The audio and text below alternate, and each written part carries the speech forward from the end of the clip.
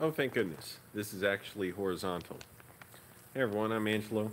Been homeless for 2.5 months now. I live in Northern Virginia.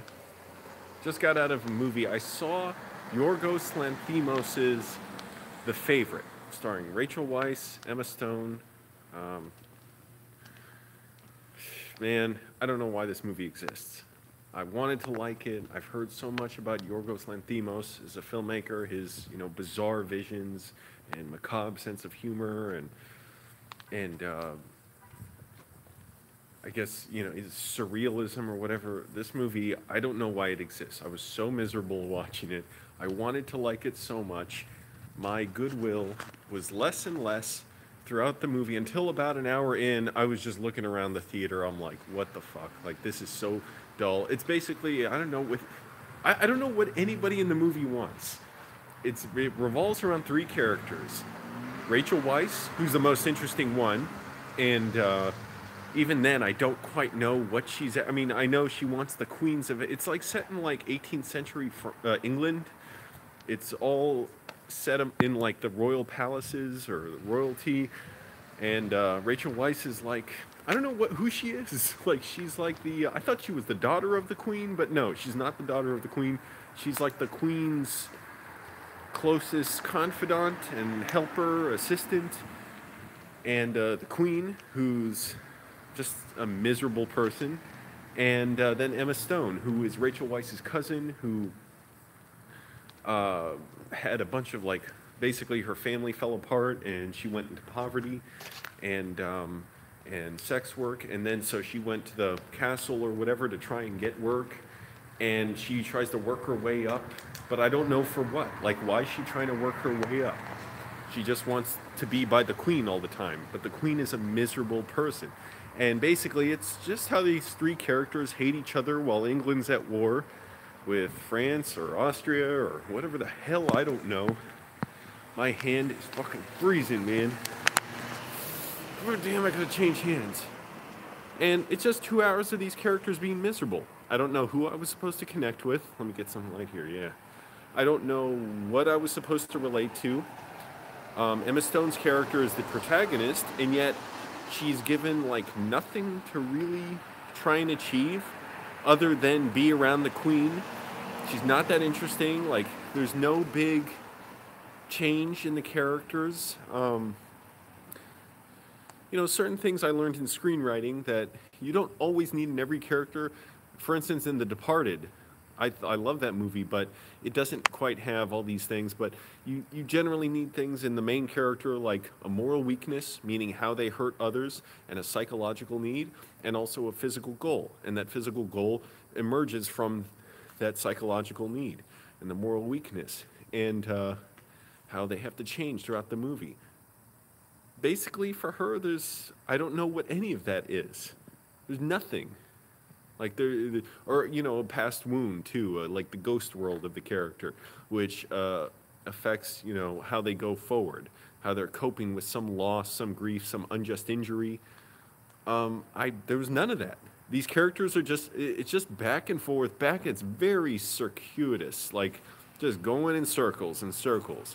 By the end of the movie, I'm like, you're just ending? Like, I don't even think there was a climax for the movie. It just ends, and it ends like The Elephant Man, a montage of animals that makes no sense.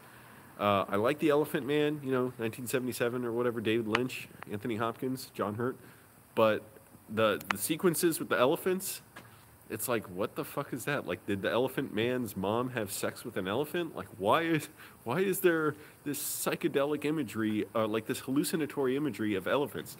Yeah, anyway, so I was really disappointed by The Favorite. I'm like, what the hell was this garbage? Halfway through the movie, I was thinking, yeah, this is interesting, but I would never watch this movie again. And sure enough, by the end of the movie, I didn't even want to watch to the end. And I wouldn't have missed anything if I just left. Because what was the point? There was nothing I missed out on. So, I keep wanting to say The Lobster, because that's a more iconic title, and that's another Yorgos Lanthimos movie, who has which has Rachel Weisz in it also. So what are the comments? I didn't even look. I was so wound up about The Favorite. Yeah, staying warm, kinda. It's cold out. How much snow? We got like 6 inches. Well, yeah. What movie? It's called The Favorite from Yorgos Lanthimos. It's just a bore. Miserable. Don't bother watching it. I'm just going to walk around this parking lot. So, as I mentioned, I'm Angelo. Been homeless in Northern Virginia for 2.5 months now. I grew up in Arlington, lived there for most of my life, moved around a little bit, lived in Annandale, hated that. Now housing and rentals are going way up in prices, so I've been homeless for the last 2 months, and I'm boycotting landlords. I refuse to pay them. Screw landlords. There are no good landlords. Yeah, I work as a bouncer. And actually, I got to cover somebody at work tomorrow. I'm glad for the extra work. I really, really need the money. I'm not glad about, I won't say anything else about, it's my, I need to cover someone because they can't be in, and that's not good. That's all I'll say about that. Not putting anyone's business out there. But I've told this story on video before, but I figured why not do it live? And why not do it for the new people to the channel who haven't seen it? Because only a few hundred people, maybe 1,000 or something, I don't know, have seen it before. I gotta keep switching hands because it's cold. I'll bear through it. Hit the like button, everybody, by the way. That helps keep the channel going. I like being in parking lots like this at night. Nobody fucking bothers me. See all that snow. Yeah, I'm gonna check out that one place in Maryland. Oh, congratulations. So, yeah, dude. I've talked about this when I was disabled for 9 months. And both videos were screwed up. One, the sound is not good. The second, I might get in the car, but I want to, I want to I like the visuals of being outside. I'll bear through it. But, I've talked about this on video. One video is, like it's just me walking around in Annandale and the audio's not good. The camera's rocking back and forth, which I'm doing right now.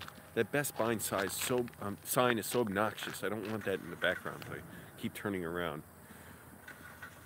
And the other one I did is a lot better, I think. But one section of the audio I forgot to turn on the microphone. So the audio is not great because it's coming from the camera. And I realize this isn't even great too. It's from my cell phone, but who cares? Oh,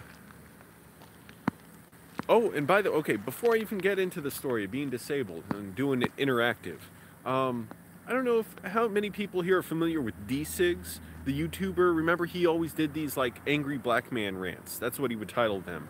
I thought he was hilarious. Like, he got millions and millions of views in the sort of early days of YouTube, like 2008, 2009, 2010, around then. His videos, like he would just literally set the camera down outside of Walmart or Walgreens or Popeyes or whatever and just do a rant about it. And he got famous for like freaking out about Pokemon. So he did a video where I guess he was doing a live stream about Pokemon, and then he took a clip of it and put it online, or someone did, and that got like millions of views, where he was just freaking out about Pokemon. But it's Cigs, that's his channel. I watched him for a while. I thought he was really funny and interesting. And then I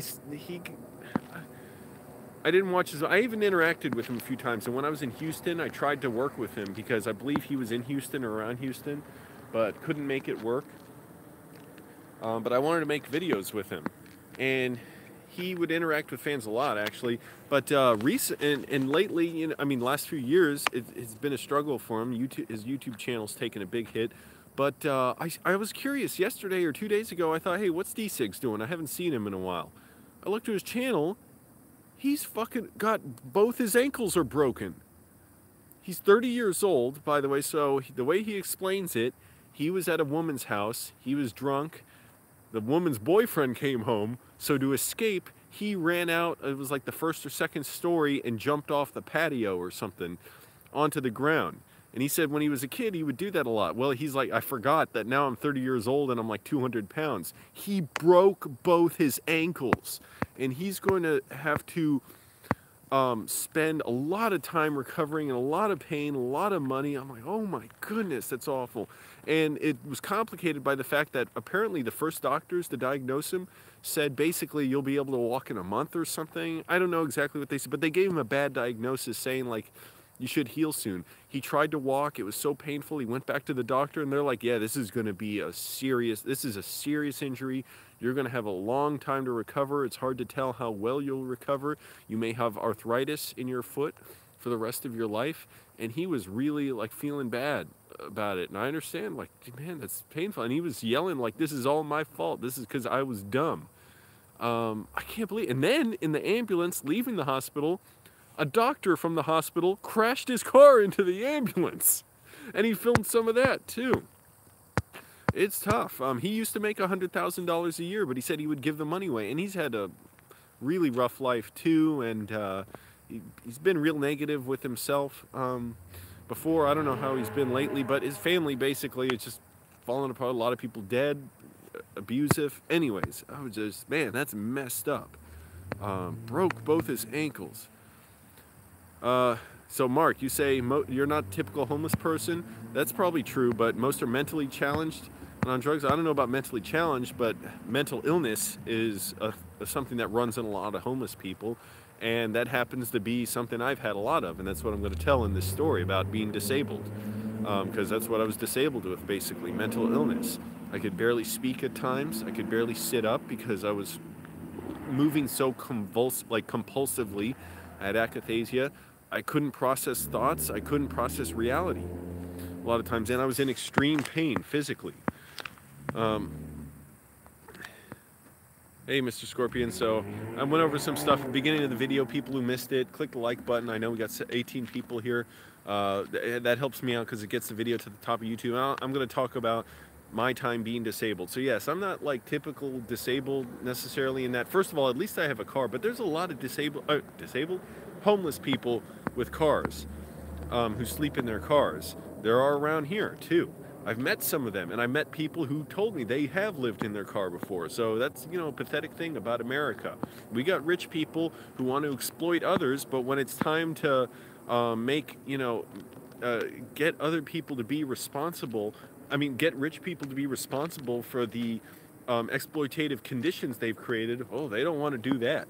Yeah, tax them at 70% marginal rate. Hell, that's probably over $10 million. At over $10 million, the tax kicks in. Probably could kick in a lot sooner. Anyways, also there were these two rich white douchebags. The whole movie was about rich white douchebags, the favorite. And this couple was like many rows behind me, but they were like, and talking, and they even had like a tablet out and were playing movie trailers before the trailers in the theater started. Just what rich whites, man, most insufferable people to go to movies with. I was diagnosed with several things. Let's see, depression, that's the gimme. Anxiety, bipolar disorder, schizophrenia. I think I may very well have depersonalization, derealization, because I still get that a lot where I just go numb and like I can't feel anything, and that's kind of horrifying. Movies help with that a lot. I'd say that's the biggest thing that saved me over the years, and religion has been a very destructive force in terms of that, because that gets me depersonalized. It's like a false promise of an escape. Anyways, I have to keep switching hands here. So I'll talk about being disabled, and I don't know, just ever since then, it's almost like I've always escaped it. Like, it's been a sentence that I escaped from, like a fugitive, in a way. So I had a series of episodes that stretched for years at a time, basically. 18 months when I was 17 to 18, another year when I was 22 to 23, where I just was in a lot of pain. I was delusional, had religious delusions, just deeply like troubled, and compounded by all kinds of stuff, like just struggling to feel anything good, struggling to care about anything, just struggling to learn, like, you know, what is my life? What's going on? Especially at 17. That was really, really tough. Would never want to go through that again. And just not having an identity. And so, like, at 17, I first, and I think this is consistent with depersonalization and derealization, At 17, I got a huge panic attack one day. I felt like I was being ripped out of my body. It was so terrorizing. I was literally like, my skin was almost turning gray, and I was shaking and getting sweaty, and it just disturbed me so badly. And that day has altered the trajectory of my life, because since then, it's like something got ripped open in me that's changed me, where I don't quite have the control over my, I don't know, faculties, emotions. Not like I get volatile or anything, the opposite. It's like where I get delusional, numb, just not sharp. Anyways, but I went through a stressful time, then got the panic attack, and then the next 18 months I spent like trying to figure out, how do I deal with this feeling that is growing inside me. That panic attack subsided, but eventually it was like it was tearing something out of me worse and worse. I felt like I was being ripped out of my body, was having all kinds of religious delusions, and it was just torturous. 18 months later, I finally kind of snapped out of it. And also I was religious at the time, but I'm not really. I was religious in the sense that I thought it was the right thing to do. I thought it was supposed to be it. I didn't understand why I was supposed to, and that's the lunacy of religion. You can indoctrinate someone so much who really, on a basic level, does not believe it and cannot believe it. But they'll go along with it because they believe, well, this makes me a good person, it's just what I'm supposed to do. And they'll destroy their lives in the process, and that's what I was going through. So that's a testimonial against religion. People give testimonials like, oh, it changed my life. Once I read the Bible, once I got the Word, everything works so much better for me. Well, if that can be counted as like on a scorecard, like, well, this is point religion, then I can give a point against religion. I can say it was terrorizing to me. These sensations, these feelings, absolutely nightmarish, no escape. Like, you would not be a Christian if you felt that. If you couldn't even see another person and like recognize them because I was so delusional. I was struggling just to stay connected to reality, struggling to stay in school. Anyways, so I snapped out of that. I was actually sitting down watching Panic Room from David Fincher, and I snapped out of it and realized, oh, I don't have to do this. And it was like being shot through a tunnel. It really felt like that. And then I realized, okay, I've got to go after movies again. That's what I want. But I had total despair about my life. I felt like nothing's, my life is worthless.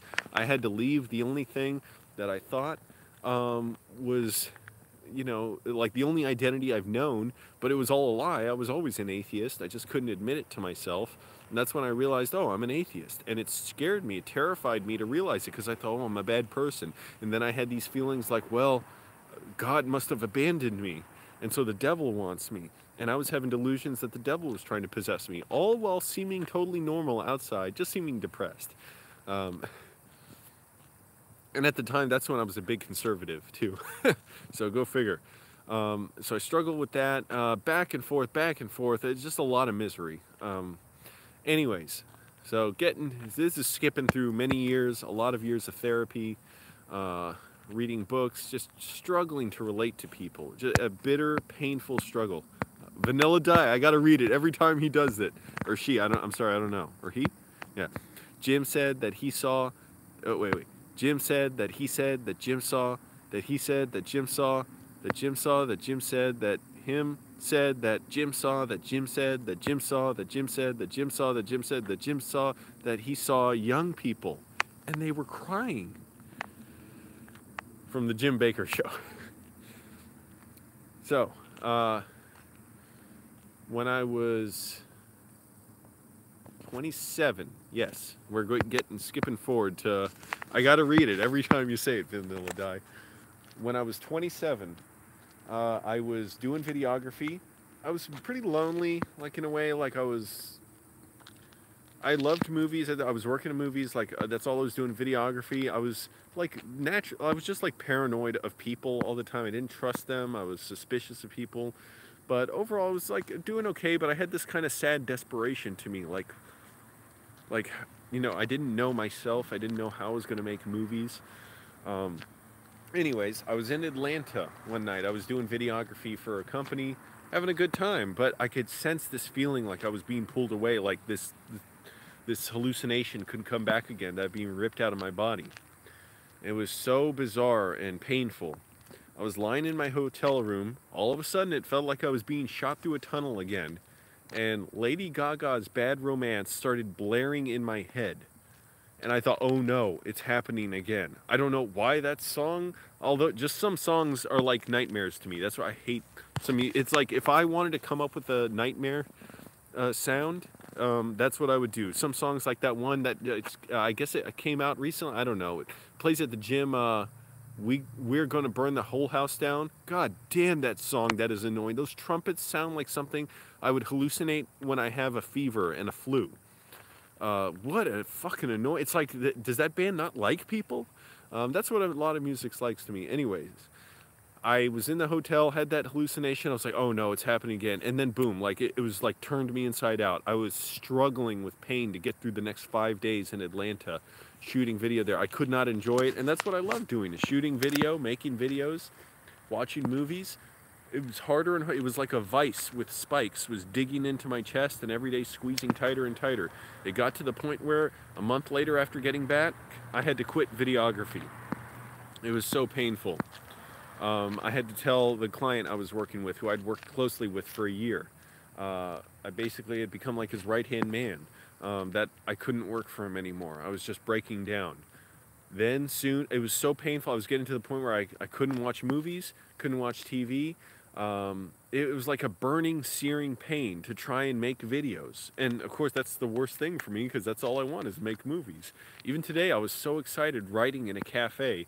I'm writing a short film, and I was writing on a notepad.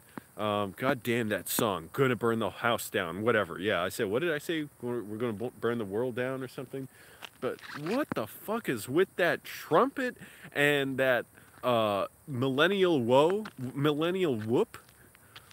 I wanted to say whoa, like whoa, but no, millennial whoop. Do you guys not get, like, you're just like vomiting up diarrhea and eating it again and diarrhea-ing it out and vomiting, and then, you know, like you're just regurgitating the same crap over and over when you musicians make that kind of music. Like, it's instantly dated. It's not gonna, you know, it's gonna sound of the time, and it's gonna sound corny as shit. Burn the house, whatever. The name doesn't deserve to be spoken around here. So after a month, like I was getting delusional, and it was very painful, and I was having trouble sleeping. It was affecting my every waking moment. It hurt because I had to turn down a music video shoot. I got offered a job directing a music video, and I was scouting locations with the musician, and then I told him I can't do it. I forget what I told him, like I'm just getting sick or something. I got an emergency. I can't do it. It sucked. Then I couldn't drive. I met with the client one last time, and I was so terrified of being alone. I was spending all my money going out. I was trying to escape. I was literally trying to drive farther and farther away each time to enjoy I couldn't enjoy food. It was a searing, burning pain all the time. And delusional, and I was, anyways. So after a while, I couldn't even drive. So I drove like 40 miles to see my client, and I was so terrified of being alone.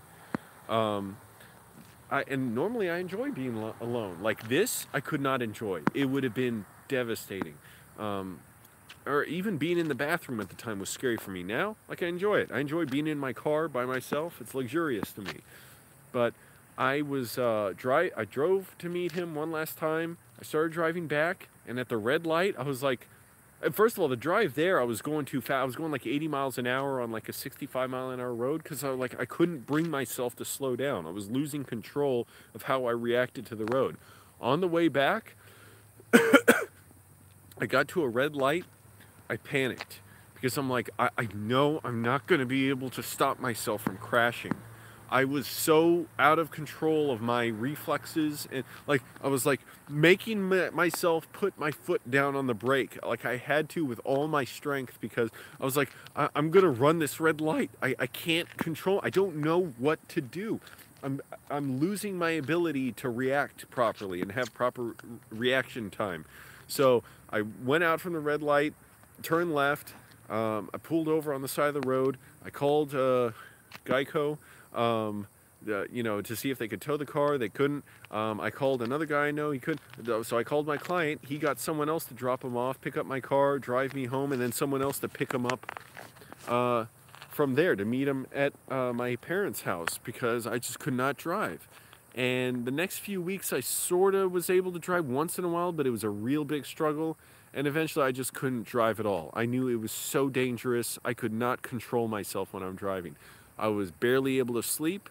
I was thinking about killing myself because I was like, what the, like, I've had a good run. That's it. Like, I know I've been through this before, only this is even worse than the other times I got sick.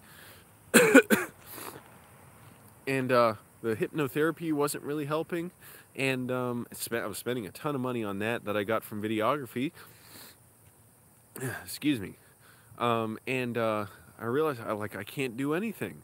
And I was getting so sick, so like unable to cope with anything, unable to enjoy anything. Like it was painful to watch TV. It was searingly painful.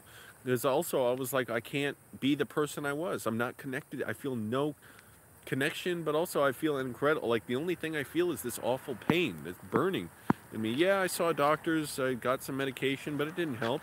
And eventually it was so painful, I was just thinking, I want to kill myself. Threatened to kill myself. Somebody called the police. Police came, did the police knock, you know, the hard, heavy knock.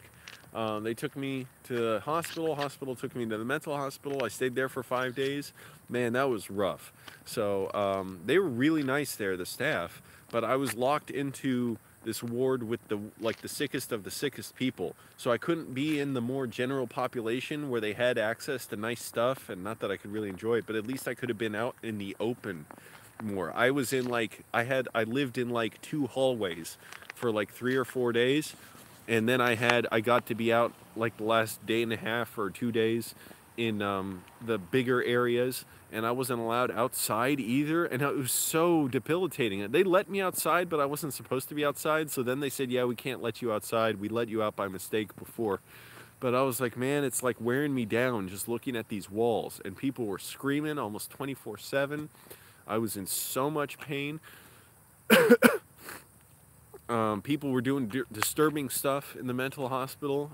One guy, the most racist asshole I've ever met, this Korean guy, who would just rant about liberals. Like, he was such a racist douchebag conservative, and he was there awaiting, like, trial for fighting with his neighbor, because he's like, man, I tried to smoke on my deck, but this lady, she's like, wouldn't leave me alone. It's like, man, these liberals just won't leave me alone. He would make fun of any staff member who had a foreign accent and make fun of their voice. He was just a fucking asshole. And he was just mean as hell to everybody.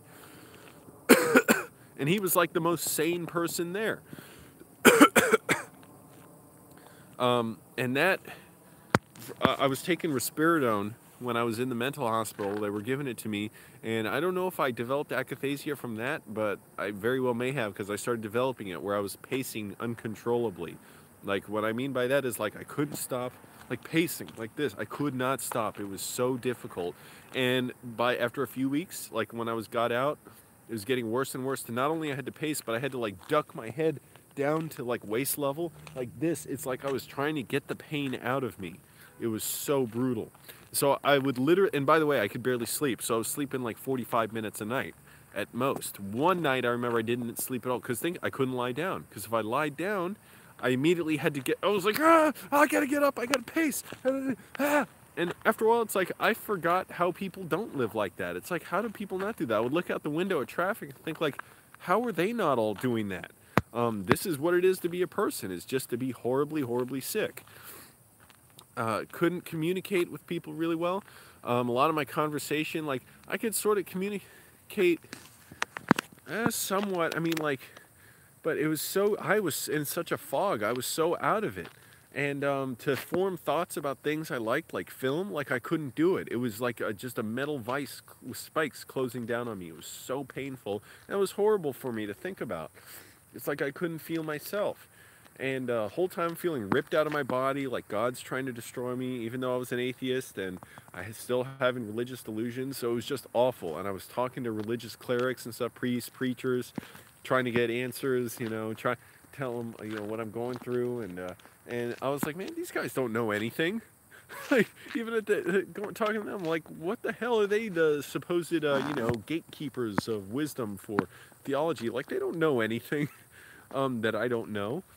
But anyways, it was brutal. I got out of the hospital. It was traumatizing being in the hospital because I realized solitary confinement is torture there. I was not in solitary confinement. I got good treatment compared to prisoners. I had good food, basically. Yeah, I was living with my parents. But, excuse me. But it was torturous being in the hospital. And that's when I realized solitary confinement absolutely is torture. I could not handle it. It is so brutal, the deprivation to your senses. I was worn down psychologically just from seeing the brick walls painted white or whatever in the section that I was in and hearing people yelling all times of day. It was just brutal. And I was only there like 5 days. So I got out, and then, the fuck's this person stopping next to me for? So I got out. Let's see, what are they doing? I got out. The next day, here's the problem.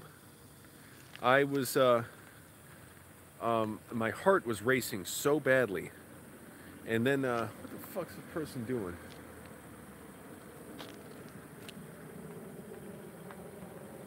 Yeah, you better move on. You don't have any cause to stay near me. What is that? Do people not realize that seems menacing? Like when you don't need to be close to somebody in a desolate area and you go up close to them? God damn it, what the hell do I, sorry, I didn't mean to flip out, like lose my patience, but 5 years ago, I don't know, it's food. What the hell? Sandwiches, vegetables, I don't know. Yeah, do people not realize, like, I don't know if they're not around people, whoever they have to be careful around, and acting like they're scoping me out. Oh, well, if this person tries to do something to me, I'll tell them they better get away. They don't need to be that close. And now they parked, but they did a bad parking job. And, watch, if they come up to me, I'm going to say, you need to get away from me. When I got out of the hospital, everybody watch, let's see what happens. Oh, let me check my battery. 51%, damn, man, I'm losing charge quick. All right, when I got out of the hospital, my heart rate wouldn't slow down. My heart was racing so much that for the next 24 hours, my heart was pounding in my chest. And so it was awful because that wears down your energy so badly. And the other problem with that is I couldn't sleep. Now, I was so exhausted, and I was barely sleeping in the mental hospital, that I would want to pass out standing up. But as soon as I'd want to fall asleep, I'd wake up because I had so much energy going because my heart was pounding. So I was going through that cycle back and forth 24 hours. Eventually, I told my dad I need to go to the mental hospital. And my dad's not a good driver. I didn't trust him to drive, but he drove me to the hospital, the emergency room. I went there. They gave me an injection of Ativan. I told them my heart was racing. They checked my heart. It was beating at like 120 beats per minute. What did someone say here? Principal mother had nervous breakdown institution for years. I told the doctors, I was like, I just got out of the mental hospital. My heart's been racing. I was like, but I don't need to go back there because I didn't want them to send me there. They're like, okay. So they gave me a shot of Ativan. That instantly, like the second the needle went in my arm, heart slowed down. I was like, oh, thank goodness I can sleep. I think I might have fallen asleep in the ER. I don't know, but thank goodness, okay, at least I could fall asleep. The problem after that, then I still had the akathisia, the compulsive movement, the pacing, the dipping my head down. It was so awful, and I was doing it about 23 hours a day for, I don't know how long I was doing that. That was like the deepest, darkest, parts of my illness, like a month. Severe religious delusions, very painful delusions, and also feeling like a failure. Like anybody who ever liked me will be let down by me now because I can't be anything for them.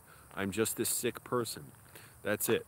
I can't ever be anything for anyone else, and I fully expected people would have to take care of me for the rest of my life, and I'm just going to be sick the rest of my life. And I thought, that's it. I had a nice run of when I was from like 19 to 22, at least having a little bit of a life, and then again from 23 to 27, because in between those were also bouts of, extreme illness or intense mental illness and delusions. And so, and before that, like nothing. My life was just nothing. So I thought, well, that's it. I had a good run. That's it. That's going to be my life. I'm just going to grow old and die. And I didn't care. I was in so much pain. I was wishing I could kill myself, but also I didn't want to put my body through the indignity of that violence. And I was probably 3-4 weeks, a month or so, I was doing that constant pacing back and forth, maybe a little longer than that. I don't remember exactly. But it was brutal. Think about going through every day, passing through the night, into the day, back into the night, into the day, thinking this is going to be you forever. Not a moment of relief from it. Pacing back and forth, sleeping about 45 minutes a night, if that, like maybe 15 minutes at a time, because I couldn't stop and sleep. It was difficult to shower. Excuse me. I would just pace back and forth in the hallway. No, I didn't graduate from college.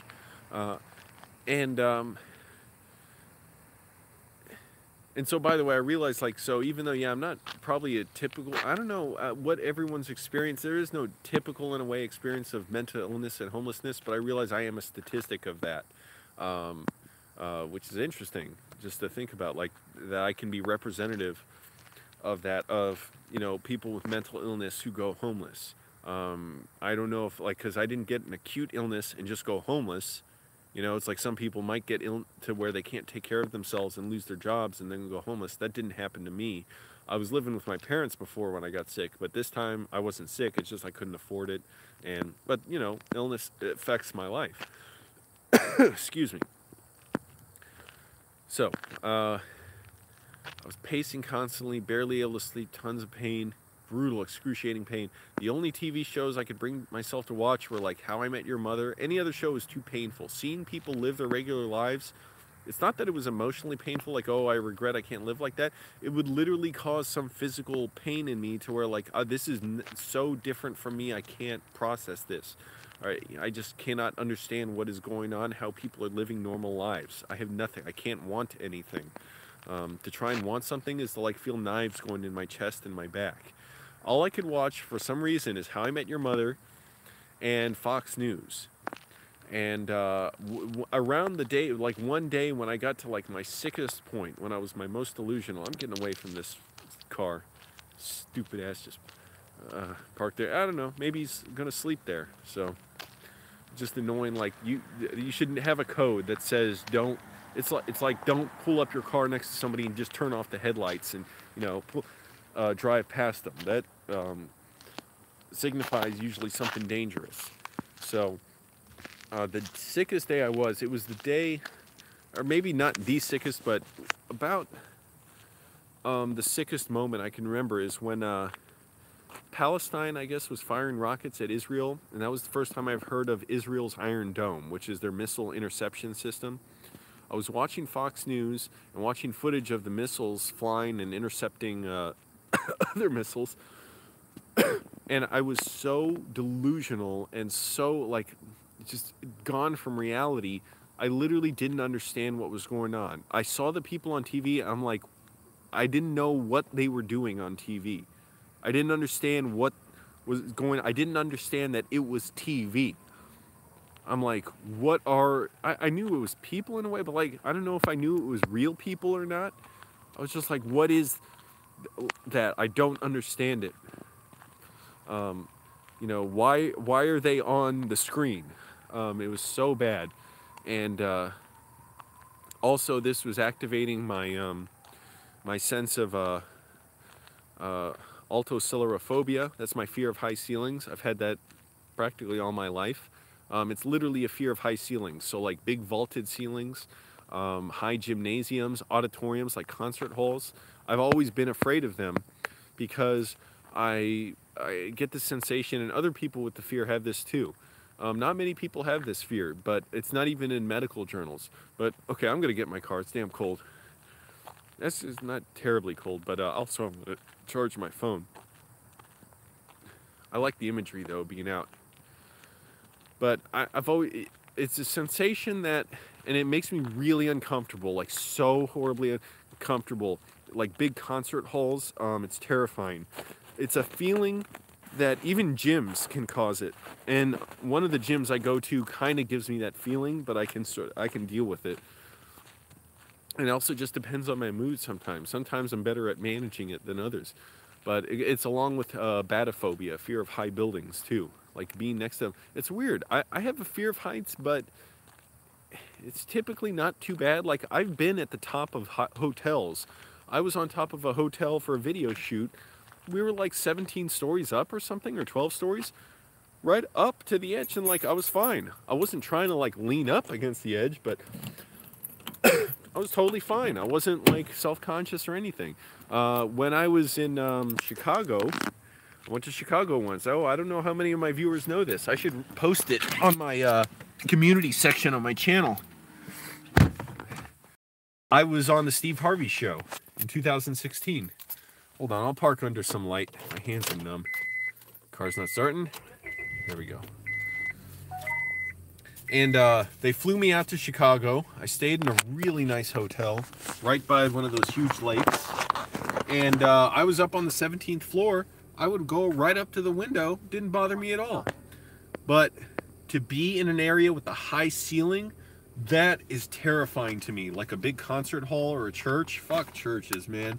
Those assholes. Like, why do they even make buildings like that? All the more reason for me not to go.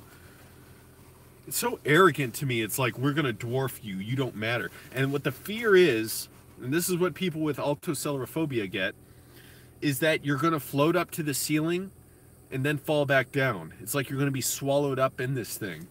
And that's always been my fear. I hated it. Every week going to 2 churches with high ceilings from like being a kid to like 18, because I would go at the schools I went to, the Catholic schools, and then the Greek Orthodox Church on weekends.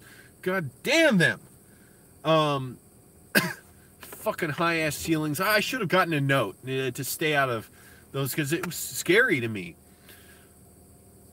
So that was my fear. When I had this illness, when I was disabled for 9 months, that fear went out of control. I was terrified virtually everywhere. To be in this shopping center now, I would have been terrified, because I would have felt that fear kicking in. Grocery stores, it terrified me. Malls, apartment buildings, scared me to be on the bus, scared me to be in people's cars. And when I was really bad, I would... Hold on.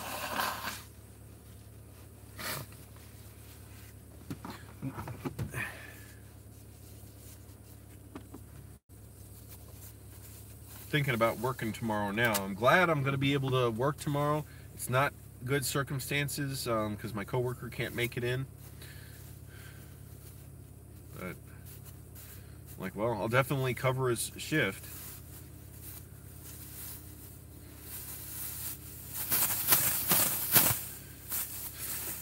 So my fear of high ceilings, excuse me, just went out of control. Like, I was terrified, and it was to the point where I would be lying down in my bedroom looking at the ceiling, which is only like what, like 7 or 8 feet high, maybe 8 feet high or so, but I would hallucinate that I was hundreds of feet in the air and I was gonna fall.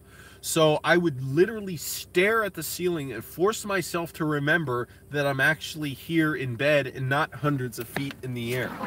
And this was like, this took all my concentration. I had to focus on it, to look at the ceiling and like this, like I'm strapped in, and remember, I'm not hundreds of feet in the air. It was really scary. Yeah, I had, fuck churches, man. That's offensive. And we should boycott them. I always had the fear of high ceilings since I was a kid. Always made me nervous. Being at the Kennedy Center, hated that. I had to go there several times. The school gym. I remember at a baseball game, my parents, I think we went to a Baltimore's game. Baltimore's? What the hell? Orioles. Baltimore Orioles. And I was so scared sitting virtually anywhere except like, fortunately, the people who worked there were accommodating, and my dad was willing to work with me on that. So we went all the way to like the very end of the field, which is basically you're just outdoor. You're not in the bleachers. It's just like you're on the ground, way in the outfield, because that was the only place I could sit where I wasn't terrified. It comes and goes. The Warner Theater, for instance, I was there in 2008, sitting on the balcony. My first girlfriend broke up with me that night. I was at a comedy show watching, what's his name? He hosted Talk Soup for a while. I think he was on Parks and Recreation or something, or Community. Joel something. Forget his name. And something in my car is rattling bad. I don't know what it is. But anyways, I saw him. I was in the balcony. My fear didn't kick up. A few years later, I went to see Video Games Live at the Strathmore. I sat in the balcony. It was fucking terrifying. I had to go back down to the box office, pay extra money to get tickets to sit on the floor, because being up in the balcony, like, you'd think because the ceiling's closer to me at work, but something about it just terrified me. So anyways, while I was disabled, that fear was really kicking in. Maybe I should pull back here so the light's more overhead, the street light. And I did get groceries at Aldi today, by the way, for people asking about what I ate. Although now, because of the government shutdown, and by the way, Trump and Republicans are so cruel, they love it. They're hoping the parts of it's not a government shutdown, it's liberal government shutdown. Social workers, the people that care for people, help them, whatever, all that stuff, FCC. Apparently, somebody tried to report identity theft to the FCC, and the website said, like, due to the government shutdown, we're closed. Parks, bathrooms, trash collection, all this stuff is affected. It's not the military and police that are affected. And what Trump and other asshole, cruel Republicans are hoping is that these parts of the government just go away, and that people just give up and relent. I don't see how this is going to end well. But to me, this is going to end in, like, people filling up the streets and protesting and possible clashes. I just do not see it ending well at all. No, not Greg Kinnear. Joel McCarthy? No. Remember, he hosted Talk Soup for a while. After Greg, whatever his name is, they called him like Skunk Boy because he had the streak of white hair.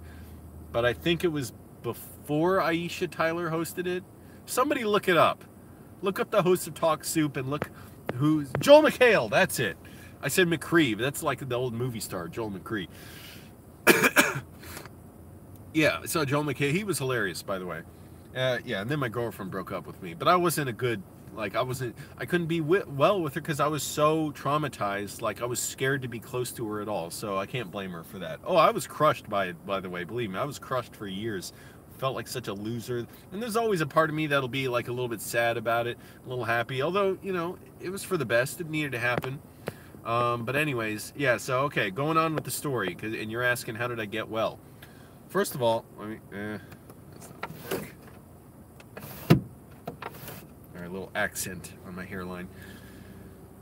First of all, I didn't think I was going to get well at all. I was 100% convinced this is the last time I'll get sick, because I'm like, I've been through this before, but this is worse than ever. I didn't know a person could get this sick. I want to keep my voice up because it, you know, to carry the emotion, the emotion of the story, but I gotta drop it. And I hate doing that because it sounds like I'm not interested in what I'm talking about. It sounds like I'm bored. But I'm going to take a cough drop. My voice is getting all scratched up. 23 people here. Click the like button. Hey, if you missed what I said before, just watch the replay of this later. Because I got some good stuff here. And I reviewed The Favorite with Emma Stone and Rachel Weisz. Directed by Yorgos Lanthimos, a Greek director. I want to show my mom one of his movies. I believe he directed Dogtooth, which is supposedly a very perverted, disturbing story in Greek, which I know will captivate my mom, about a very disturbed family. And so I want to show her that and get her reaction. That'll be hilarious.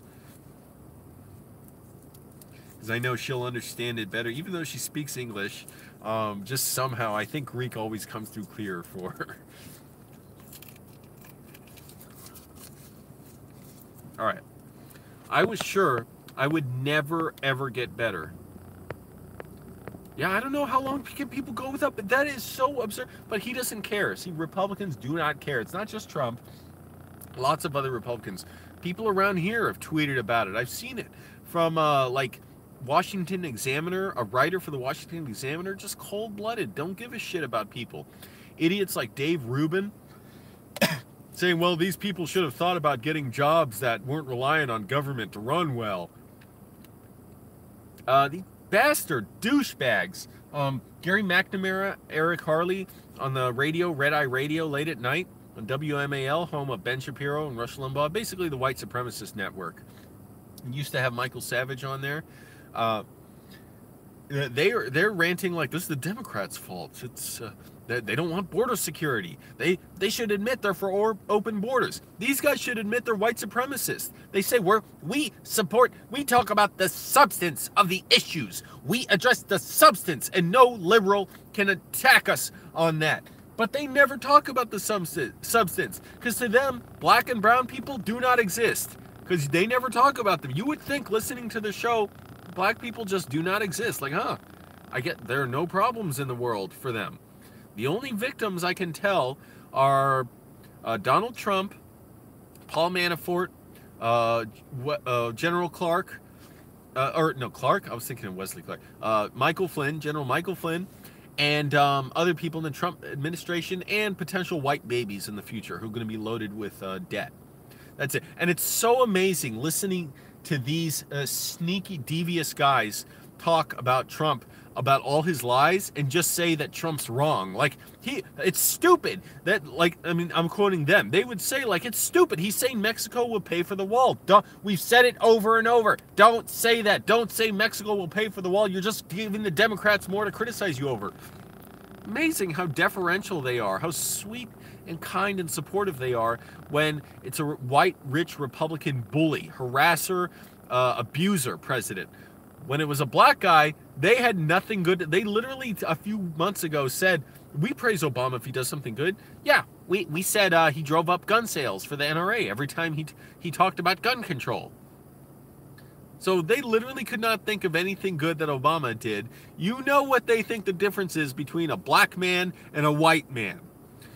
I'm not even a supporter of Obama. He was, relatively speaking, like, his tone was a lot better. Sure, he spoke about equality and, especially about, like, against hysteria, against Muslims. He spoke well about it, but he conducted his foreign policy like George Bush. He continued wars, he continued bombing. He essentially gave Donald Trump all the power he would need to escalate wars in the way escalate drone bombings in the way he has. Continued to battle journalists the way he has. Obama was doing that. I interviewed John Kiriakou, not a journalist, but Obama didn't want whistleblowers. Anyways, so yeah, I don't know how long this can go on. It's insane. 800,000 people are without jobs. So how's it? And then not only that, airports are shutting down, or airports are getting delays because TSA workers. Not that I think it's all a sham. It's all security theater, the TSA, but TSA workers have to work, airports without pay, and they're starting to protest, and they're not getting paid, and so now there's delays because so many of them are calling out sick, and now there's like 3-hour delays to get your flight. How is this going to work? Trump just wants to bully and crush people and shut down this country because he doesn't care. He doesn't feel a bit of the consequences. He absolutely enjoys it. Right. If Obama did this stuff, I know those racist douchebags, Eric Harley and Gary McNamara, would be literally screaming about it. Because it's Trump, they flip and invent any reason to support it. Sean Hannity, people have cut up videos side by side of him criticizing Obama and then praising Trump for the same exact behavior. For whatever it was, for maybe cozying up to dictators, working with celebrities, whatever the case. With Obama, it was one thing, it was bad. With Trump, it was another. And I used to be a big fan of Sean Hannity. When I was in high school and college, I bought his book. I skipped class to go meet him. I got his autograph. I got my picture taken with him. I listened to him live on the radio. By the way, his book was not good. Deliver Us from Evil. I was like, the book was basically just, it's basically, it was like a child's book, even for me, because it was like, The point of the book was trying to compare the war on terror with World War II to show that we have to fight evil and we can't give up the war on terror. But the book wasn't even that insightful or good about that. It's just basically saying, okay, we have to fight wars. So that's when I should have, at least I could have gotten the hint that maybe I'm a little too smart to be conservative. But it took many years before I really went away from conservatism. Back to being sick. So I was sure that I would never recover. It was extremely painful. I was just resigned to my fate. Could barely eat too, by the way. I could barely swallow. Some days I would barely drink. I wanted to die of dehydration, basically. I wanted to die of starvation, but I couldn't bring myself to really do it. I could barely sit down. I could not do anything that I'm doing now. I could not speak. A lot of times I was like, I literally could not form words for certain people. It was awful. I would go days without showering because I was terrified of being alone in the bathroom. It was just awful. My dad was a fucking jerk to me several times throughout that. He was nice too, he was helpful. My mom was a jerk. That was when my mom said, Angelo, if you're gay, I swear I'll bring the hammer down on you. Because part of what I was going through, I had no feelings of goodness for anything. I wasn't interested in women. I didn't have any drive for anything. I didn't have any ambition to make movies, any ambition to be with women, nothing. And I was telling my mom this, and she's like, Angelo, are you gay? I swear, if you're gay, I'll bring the hammer down on you. So that shows you her character. When I was sick, when I was in my most desperate need, and she's never truly apologized for that, and I wouldn't expect an apology for it. I don't need it. I'm not like, oh, my parents didn't watch me play baseball as a kid. I never cared about that. I was like, I don't need their approval. I'll do what I want. But that shows who she is. Homophobic. My dad's really homophobic, too. So I expected to be sick forever. I was like, that's it. I'm just resigned to it. I wasn't eating well. I did not exercise. I barely exercised in like maybe 1 or 2 days, but I could not bring myself to exercise. It was excruciating.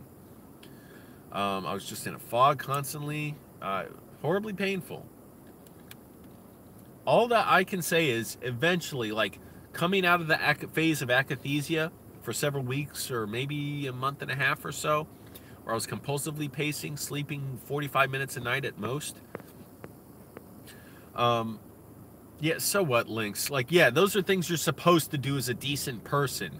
The things that really show your character are what you do when you're under stress and when you're provoked and when you're angered.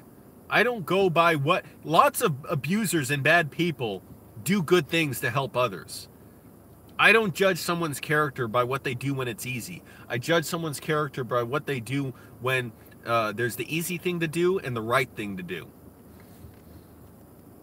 So, and it's hard. I'm not perfect. I do selfish things.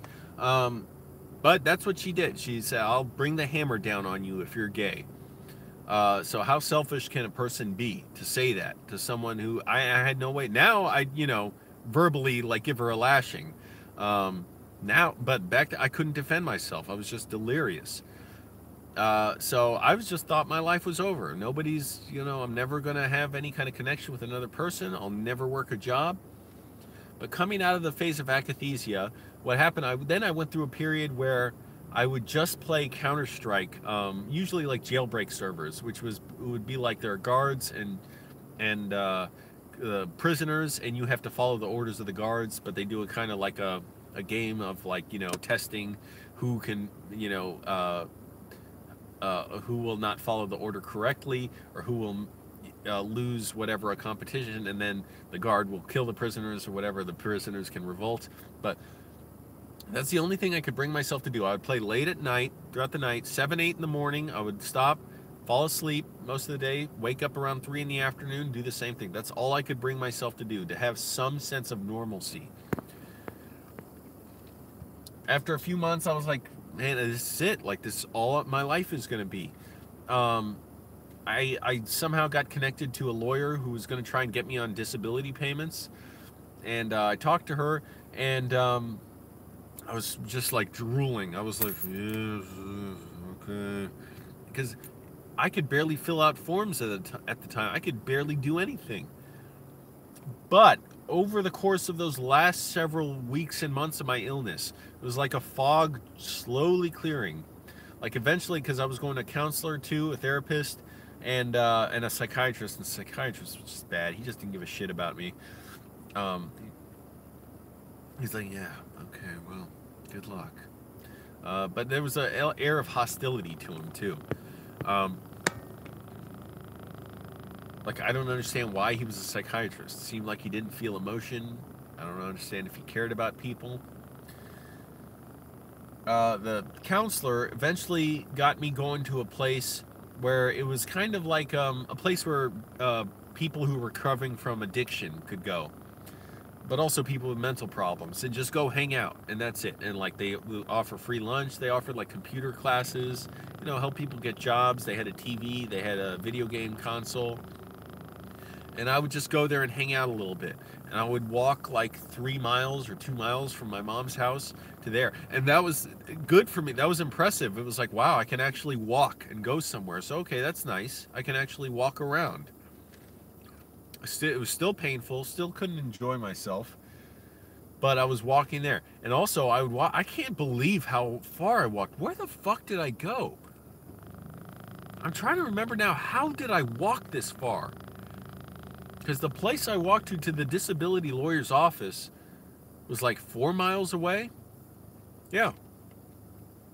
But I wanted to be, first of all, I was very nervous being in cars, but I wanted to walk because I needed to feel some control over myself. And it was nice to be able to walk, even though I was still sick. And I would call my mom getting out of the disability lawyer's office and be like, man, I wish this didn't happen to me. I just wish I was better, you know. I like just talking like, and then walk home. Eventually, I started getting to the point where I could walk around like the local shopping centers and bars or whatever. I barely had any money at this point. All I had was like a few dollars, and I'd go eat. And I was disoriented being out. Like I was finally starting to recover a little bit. I was 27 and turned 28, and this lasted 9 months. Oh, excuse me. Started August 2012 and lasted to about April or May 2013. So towards the end of this illness, like I was able to walk around, but even walking somewhere, I would just stop and stand there and be like, whoa, like where am I? This is even unusual for me to just go out. And I was out of breath. I was so out of shape. I hadn't exercised in 9 months. Walking around. But slowly, gradually, I was able to just walk and do things. I'm like, man, I hope I can work again, you know. I don't know what I'll do. Eventually, one day, I realized I want to drive. And I drove to a bar I used to go to, and where they used to have open mic comedy. And you can see a video of somebody, I don't know if I still have it up on my channel, but anyways.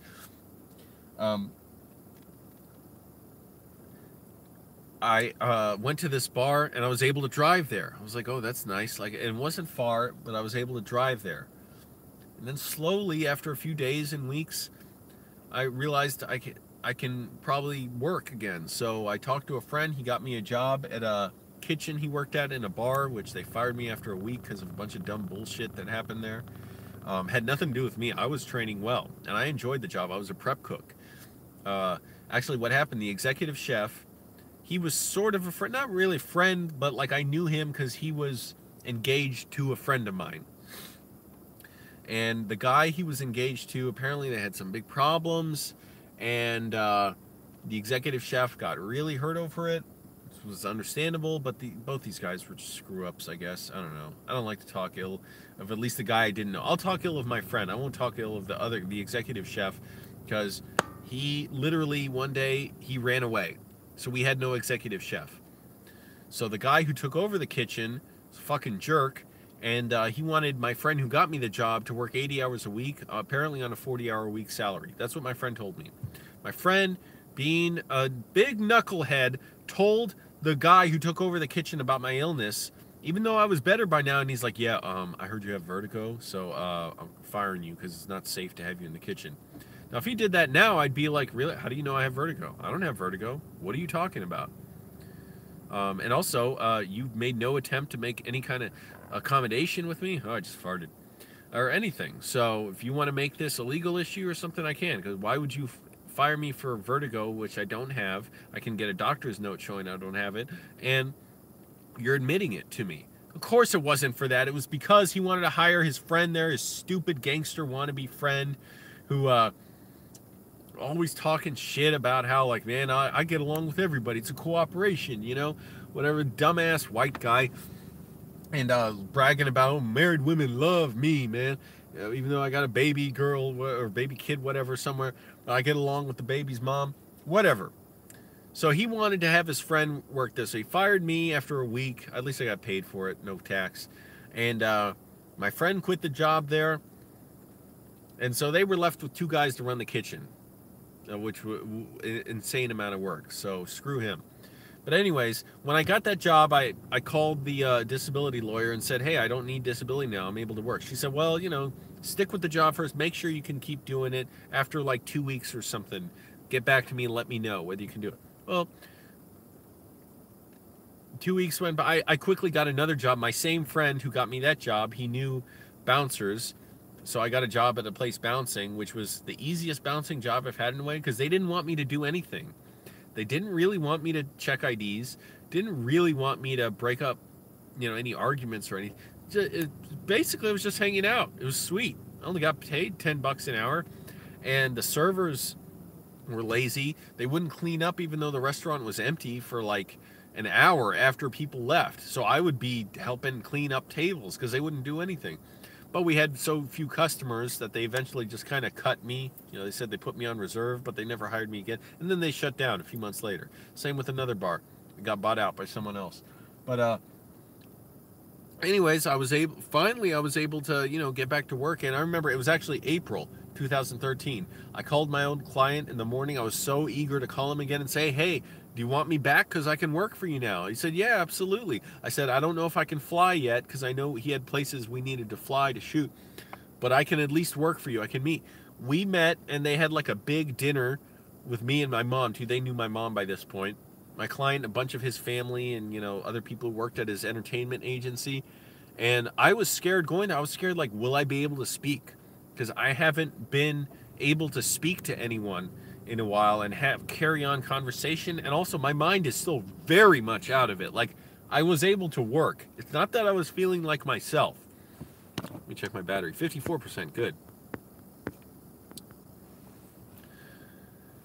So it's not that I was feeling like myself and feeling, you know, my strong, like, love of movies or anything. I was still barely putting myself back together. No. Back together. I was overweight. I didn't feel good about that. I was my heaviest I've ever been, 200 pounds. I could barely sleep still. I was sleeping like 3 hours a night. But I was just glad to be like, wow, like, I'm alive again. So what now? It's like I went through 9 months of this nightmare. It's like, okay, now I get to be a person again.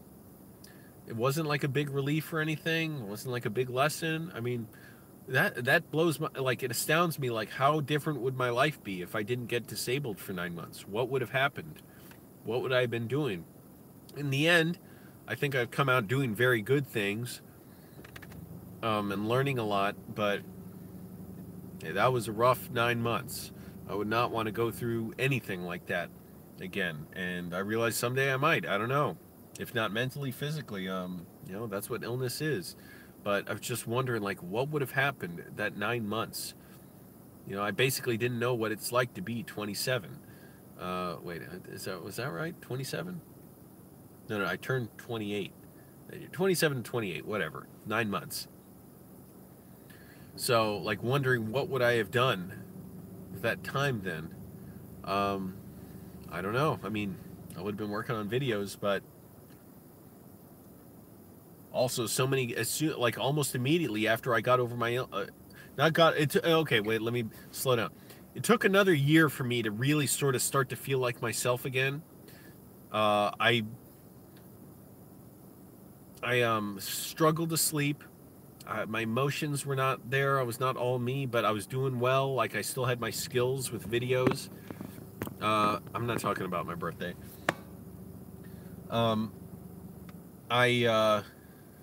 I was making YouTube videos a lot, and it took about a year for me to be able to sleep. That was nightmare. That was torturous. torturous. Thinking I may never sleep a full night again because I would be bitterly exhausted in the afternoon and still could not take a nap. I just had so much energy. And then I would have horrible nightmares when I did sleep that were very painful. Thank goodness, that is torture to not be able to sleep. Thank goodness, after a year of that, I was able to sleep again fairly normally. And now, finally, I can sleep again. And since then, I've basically been able to sleep. That was wild. That was tough. Not being able to sleep for a year. It was so bad. I wish I could have really went to a doctor and gotten proper. That's another reason we need good medical treatment in this country. Imagine if I could have gotten proper medical treatment in that time. Maybe the illness could have been cut down, prevented. Maybe I could have learned to sleep a lot sooner. Also now, as far as losing the weight, I felt, you know, gross with my body. I was up to 200 pounds. I'd never been that heavy in my life. So for a month, when I lived with the Baptist pastor who wanted to have a shower with, wanted to get in the shower with me, I just starved myself. I would eat like a tiny breakfast and like a tiny little dinner or lunch, whatever, and that's it. I would starve myself, and I managed to lose 15 pounds in 1 month. And then the next like 3 years, I barely lost weight because I was like, screw this, I'm not starving myself anymore. It's hard for me to do that now because partly because I guess because I work out kind of hard. If I don't eat enough, by the end of the day, I'm gonna feel like I have the flu, like knocked the fuck out, like sick, like delirious, like hallucinating almost. Not seeing things, but feeling strange sensations. So it's like, okay, I can't be doing that. I have to actually eat. It's always tough. Yeah, I lost 15 pounds in 1 month. So yeah, I was glad for that. And I still weigh now like 186. I got down at one point to like 159. That was like maybe a year ago or so. And that was when I was doing mainly boxing workouts. So boxing workouts is a great way to lose weight. Eventually, I didn't want to do boxing anymore. So, okay, got a lot of stuff I'm talking about. So eventually, just the fog kind of lifted and I kind of recovered. But it's always sort of a struggle, you know, going on with me to keep back these delusions and feeling of depersonalization, derealization. Movies help a lot with that. Videos help a lot. Thank you all for watching. You know, that helps. Writing about movies. It's tough. It's a trip. You know, movies help make sense of it for me. Because it's like movies kind of celebrate, you know, the loser. The people who struggle, who go through screwed up situations where that stuff's okay. Whereas normally in most of life, you're not supposed to show that to people. But it's like in movies, you can, shove that in people's faces in a way. And it's something to be, you know, like take you out of the ordinary everyday life and show something that can be so much more interesting. What was the other topic I was mentioning? Losing weight. Oh yeah, boxing. So I stopped boxing because I started doing boxing because I was like, I got to be able to fight at my job. Lifting weights, I'm not that good at it. I don't like it. But also, I think I was bad at it because I had so many distractions at home. It was hard to lift weights, and I didn't learn properly how to do it. So I wasn't making much progress. But if I had to be in a fight at work, I wasn't going to be able to, you know, grapple someone. I had to be able to punch them. And so I did boxing. But after getting in like 1 or 2 fights where I had to punch people, I hated punching people so much because I don't like hurting them that badly, even in a fight, because you don't know if a punch is going to break someone's neck, blind them, kill them. You don't know. And so even though someone's fighting you, it doesn't mean, you know, I don't want them to ever have a chance to rehabilitate themselves. Like that should be the end of all their life. The fight is one mistake. It doesn't mean, you know, they should be killed for that. Now, it might, you know, you don't want to have, I mean, it might be a situation where they're going to use lethal force. But I don't want to have to do that. So I decided, instead of boxing, which got me down really slim, and still built up my muscles too, and I really liked doing it, I'm going to lift weights. And so I got Arnold Schwarzenegger's Encyclopedia of Bodybuilding, and but it was tough at home because I had so many distractions. I was addicted to stopping to look at my phone, look at the computer, look at the TV. at the gym, it's effortless. It's so much easier. I don't even look at my phone. Other people looking at their phones, it's fine. I'm not judging. You know, they can do what they want. But I just try and go in, do my workout, push myself as hard as not as hard as I can, but like be as focused on my form and everything, do well, get about 45 minutes or an hour in, and get a good workout. I don't lose weight, I think, as well, or I don't know what, I don't eat. Diet's a huge thing, but I haven't ever lost weight that quickly, and haven't ever gotten down to 160. Now, last time I weighed myself, I don't know if the scale was right. My mom said she didn't know if the scale was right. It was at her house. This was like 3 weeks ago or so, 4 weeks ago. I weighed 186. So, combination of the weight I gain is fat and muscle. They say you can only, at most, you'll gain like 3 to 5 pounds of muscle a month the first year that you work out hard. And I've been working out for a while, but now that I'm going to the gym and actually working out, okay, now we'll say it's like whatever, 2 to 3 pounds a month. But also there's fat on top of that too. So I'm always trying to balance that. But you got to eat enough to not pass out. So anyways, that's the story of me being disabled and sick. Man, it's a trip, and I was thinking about it today too, because it's like I got some of those feelings of depersonalization, derealization, just not feeling good. You know, not liking what I'm going through. But, you know, it typically seems to pass. It's just hard to control, and it depends on, you know, having a balanced life and the relationships I'm in and all that kind of stuff. So it's a lot to deal with. I know it'll dramatically change my life when I can stop being a bouncer. I'm absolutely sure of that, because I know I'll be able to do so much more and be, you know, have so much more vibrant experiences doing what I like. And my job, it's not like, you know, I want to show my personality or anything. I just want to do my job and go and just, you know, be professional, be polite, and that's it. And I got the job as a bouncer, by the way, after I got sick, because I was like, that's the only job I think I'd want to do for money. Like, I don't want to be in customer service. I don't have many other skills. I hate other work. I've worked retail before, you know, or like in a movie theater. So like I know how horrible that can be and how rude people can be and abusive. All I want to do is just, I decided I'd rather fight drunks than serve them. And so that's how I got into bouncing.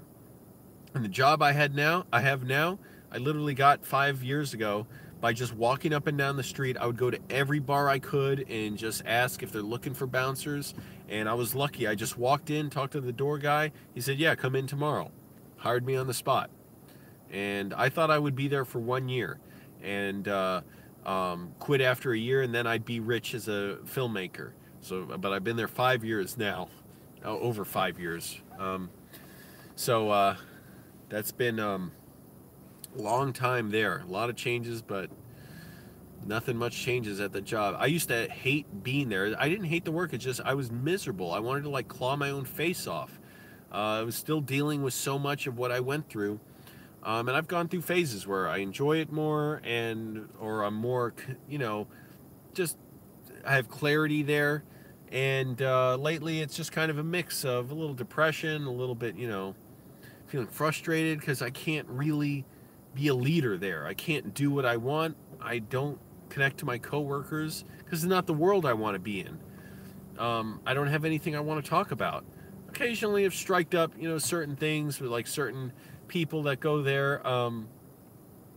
But for the most part, just I go there, stand around. I feel like I'm just stagnating, like I'm moving backwards.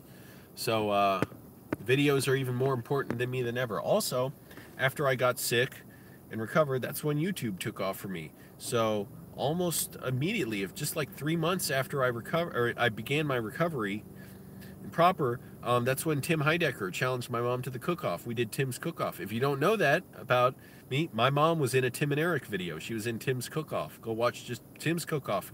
Search that on YouTube. You'll find it. It wasn't because I was popular at all the time. Tim just liked my mom's video criticizing him. We had like 200 subscribers or 175 at the time. It was a nothing of a channel because all it was just whenever I had some free time, I would put up a video. That's it. It wasn't anything I was particularly dedicated to. It was only after a while I realized, oh, this is something I can actually get into and do. Looking back, I think, how stupid was I? I should have been making videos every day. But I thought I had all these rules I imposed on myself, like, well, I just want to make short films, or I just want to make a certain type of video. Now that I realize how the potential of it, I should have been making videos every day. But see, I didn't look. That's how different my personality in life is. Is back then I didn't know what I would make. Now, of course, it's just a given. Oh, film with my mom.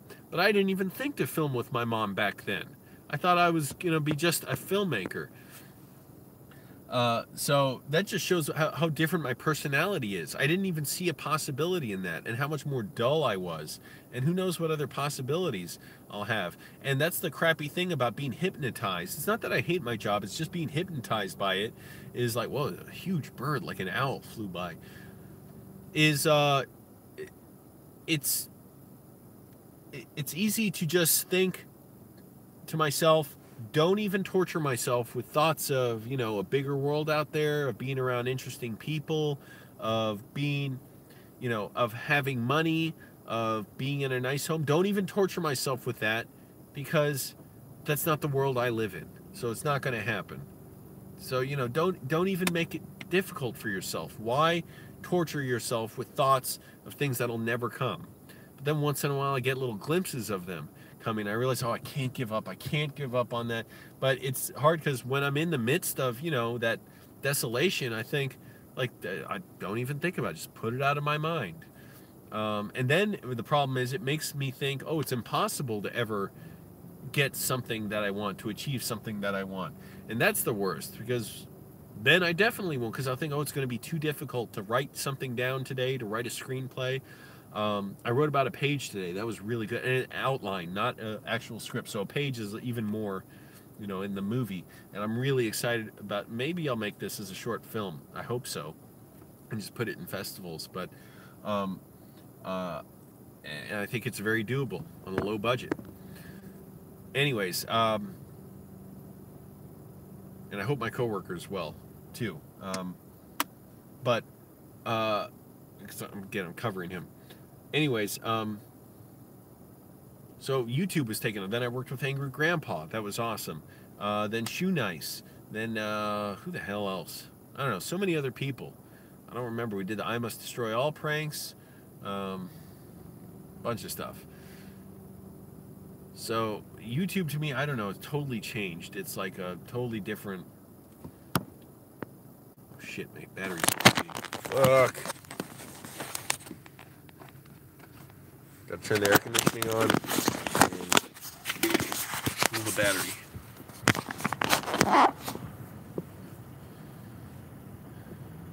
So, you know, YouTube is, in a way, it's like dead to me, in that it's a platform for the silliest stuff. And, I don't know. It's become such a different thing. But, you know, it's still got the possibility of, you know, getting good content out to people. So anyways, that's basically the short of me being sick for 9 months, being disabled. It was a brutal experience. It was very physically painful. That's what I'm astounded by, how physically painful it was. How your mind can cause that pain, because what was physically causing that pain? I don't know. Nothing that I know of. Sometimes I wished I could have gotten an MRI and see, like, is there something wrong with my brain physically that can be fixed?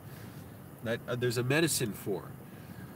But, and I've been unmedicated for 5.5 years, more or less fine. I mean, I know when I can change jobs, that'll be a big thing. Oh, I got to do a live stream about that. Okay, so, also I'm getting tired. But I want to do a live stream talking about, or just saying I'm looking for a job, and somebody help me get me a job, or if you're hiring, hire me. Wherever you are in the country, like if you got an actual job lined up for me, because I need something more exciting, and where I can be around people. I don't want to work some job where I'm isolated, or it's like construction, it's just, you know, it's just dreary. Because those jobs I could probably get, they're brutal physically though, so I wouldn't be happy doing them. I wouldn't like to do them for very long, I'm sure. It would just wear me out. But maybe a video talking about, hey, like, anyone want to hire me? And even if my boss found out about it, I don't think she'd blame me. Or, you know, what would my boss care? Because it's like, I've been a good employee. I'm not just running away. I've been there so long. I've worked steadily, almost never called out sick. I have taken some time off to work on videos when I was like out of town. But fortunately, like, I don't think there's nothing duplicitous about it. It's like, I gotta have, that's not a career, bouncing. So, you know, no big deal. So anyways, who knows, maybe that video will do well, and maybe I'll do a live stream and whatever. All right, everybody, I'm gonna get going. I gotta go to the bathroom now. The favorite from Yorgos Lanthimos. I thought it was just crap. By the end of the movie, I'm like, you've got to be shitting me. How could this movie just end now when there's no climax? It's just characters being miserable in miserable situation after miserable situation. Nothing changes. I don't understand. Emma Stone's she's the protagonist. I don't understand any clear goal she has. I don't understand what's dynamic about her, what's compelling. She's always basically miserable, basically being shit upon by other characters, and then shitting on other characters. So it's this quirky, sort of funny world where everything's kind of weird and askew, but there's nothing that funny about it, and nothing that interesting. So anyways, appreciate you watching, everybody. Subscribe for more videos. I got my laptop, so once in a while it's called The Favorite. That's the name of the movie, with Emma Stone and Rachel Weisz. Rachel Weisz is the most interesting character in the movie, and even her, it's like, well, what? I don't even know who the fuck she was. She's like the Queen's assistant, or I thought she was maybe her daughter at first, but no, she's like her assistant or advisor,